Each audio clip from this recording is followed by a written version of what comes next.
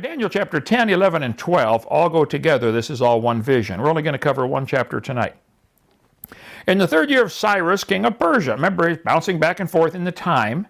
He's back to Persia now, whereas before that he was in Babylon, Persia, Babylon. It doesn't matter. It tells at the beginning, like we do at the beginning of our Bible study. We give the date, right? Hello, folks. This is February the 15th. No, how did you do it? Hello, folks. This is February 15th. No, 2018. Welcome, folks. Okay. But in the 3rd year of Cyrus, king of Persia, a thing was revealed unto Daniel, whose name was Belteshazzar. And the thing was true, but the time appointed was long. And he understood the thing, and had understanding of the vision. In those days, I, Daniel, was mourning 3 full weeks. So Daniel himself is telling this. He's writing it down.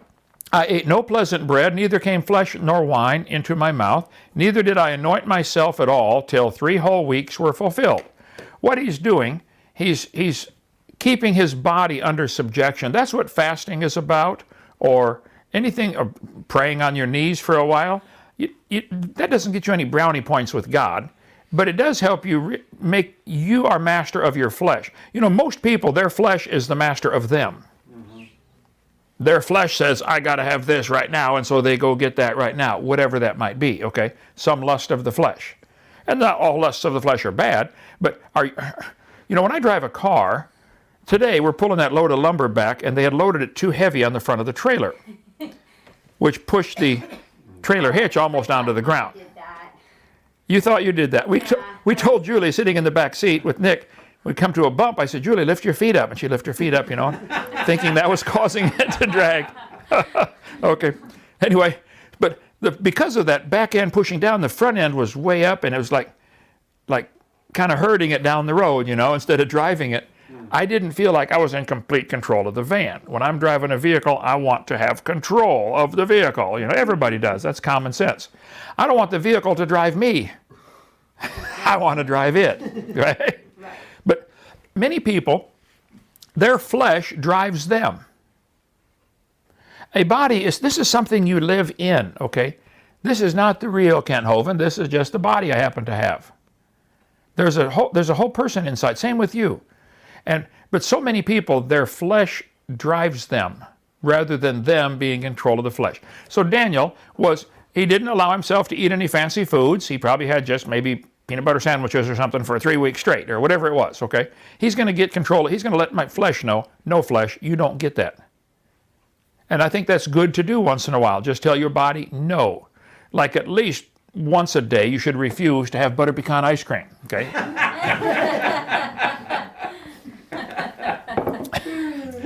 Maybe once every other day, okay.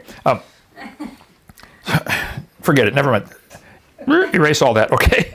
But so he's telling his body, look, I'm in charge. Now during this 3 weeks, in the 24th day of the 1st month, as I was by the side of the great river, which is Hiddekel. Now this is interesting. Hiddekel, most people think, is the Tigris River. If you know anything about Iraq, there's the Tigris and Euphrates, 2 giant rivers that flow down and come out in the country of Kuwait, where we had our big Kuwait War. Now back in Genesis chapter 2, it mentions this river, Hiddekel. And the name of the 3rd river is Hiddekel. This is coming out of the Garden of Eden. That is it which goeth toward the east of Assyria, and the 4th river is Euphrates. So people say, oh, look, Hiddekel, Euphrates, we know where they are. That means the Garden of Eden must be in what today is Babylon. No, but they'll have that in Bible maps. Babylon, Garden of Eden, question mark. Now listen carefully. The world is round and it spins, okay? The world was completely destroyed by a flood. That would have rearranged everything. The Garden of Eden, the original Garden of Eden, was in Lenox, Alabama. Right? Everything's destroyed. When they got off the ark, they saw rivers that reminded them of the rivers before the flood, but they might have been 2,000 miles away. And so they reused the same name. That's all. You know, when people came over from York, England, they built a city over here, and guess what they called it? New York. Duh. Is that the same as York, England? No, it just reminds them of York. So there are hundreds and thousands of names that are reused, okay? So no, this is not the Garden of Eden. It could be, nobody knows, but since I'm teaching tonight, it's Lenox, Alabama, okay? Verse number 5. Then it is about like the Garden of Eden here, though. Isn't it great? I love this place, man. Yeah. Then I lifted up mine eyes and looked, and behold, a certain man clothed in linen, whose loins were girded with fine gold of Uphaz. His body also was like the beryl, which is a gemstone, and his face as the appearance of lightning, and his eyes as lamps of fire, and his arms and his feet like in color to polished brass, very similar to gold color. And the voice of his words like the voice of a multitude. This one guy talking sounds like a whole crowd of people talking. And I, Daniel, alone saw the vision. For the men that were with me saw not the vision, but a great quaking fell upon them, so that they fled to hide themselves. This vision starts coming, and the rest take off, scatter. Daniel standing there by himself. Therefore I was left alone and saw the great vision. You know, sometimes when you run in fear of something, you're going to miss the thing God wants you to see. That's right. She did. You should have stayed. You should have stayed. But they run in fear and miss out on God's will. Okay. Daniel stayed right there. And there remained no strength in me, for my comeliness was turned in me into corruption. Comeliness is another Old English word, like how handsome someone is or how pretty they are. He no longer thought he was anything, okay? His own self-image really dropped, like, wow, I'm really nothing. He's got to be like 90 years old at this time. And I retained no strength.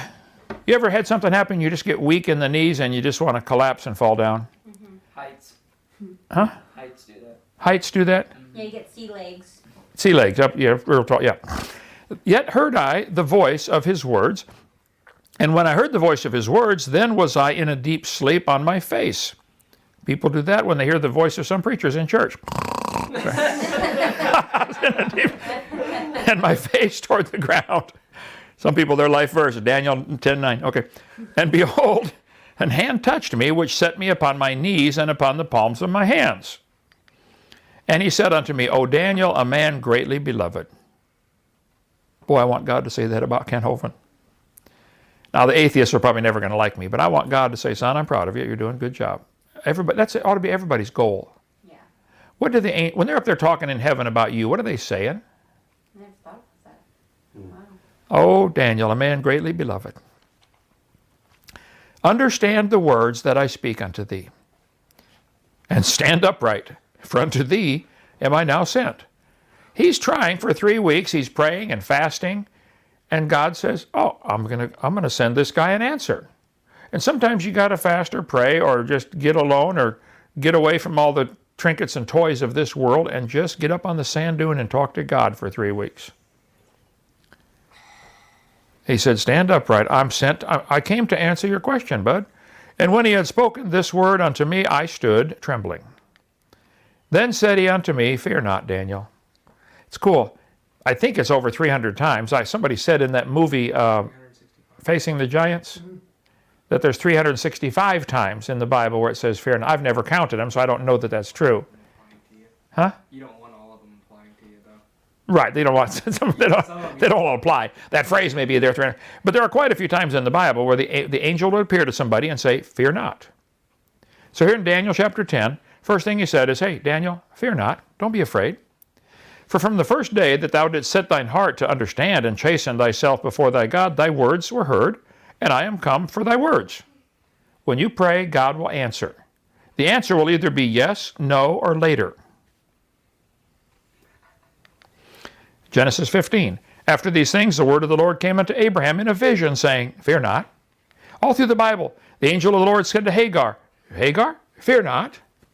In Genesis 26, the Lord appeared unto him the same night and said, I am the God of Abraham thy father, fear not. See, God's attitude is, he's not coming to try to scare you. the Lord, thus saith the Lord that created thee, O Jacob, that formed thee, O Israel, fear not, in the book of Isaiah. There are certainly dozens of times, and there may be hundreds of times, but there's a lot of times in the Bible where it says, fear not. That's how you know it's an angel from God. Now, about 600 years after Christ, AD, this guy claimed an angel appeared to him. His name was Muhammad. The commencement of the divine inspiration to Allah's apostle was in the form of good, righteous, true dreams in his sleep.